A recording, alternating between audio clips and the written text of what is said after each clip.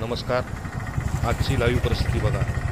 राज्य रस्ता 219 तहसील कार्यालय समोर मन्नाथ रोड व वरी जायकवाडी या परिसरामध्ये गाढवं आणि मोकळे गाई म्हशी तसेच कुत्रे रोडवर हैदोल घातलेला आहे. नगरपालिका प्रशासन याच्यावर कुठलीच गंभीरपणा घेणार. लोकांना व पुरुषांना व महिलांना आपल्या गाडी चालवित असताना आपला जीव मुठीत घेऊन गाडीचं ड्रायव्हिंग करावं लागत आहे.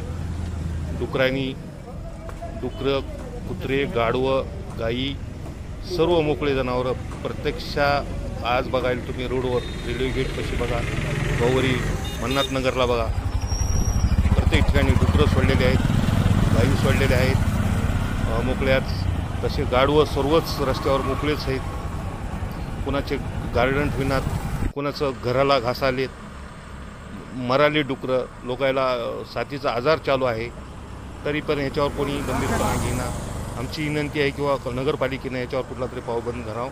सामान्य जनताची ही अशी मागणी आहे. आज ही डुकराची परिस्थिती बघा. डुकरंसुद्धा रोडवर मोकळेच आहेत आणि प्रत्यक्ष आम्ही स्वतः काही घाण आणून म्हणजे खायला पोते पोते आणून प्रतिक्रिया बघा लोकांची डुकराबद्दल याच्यावर.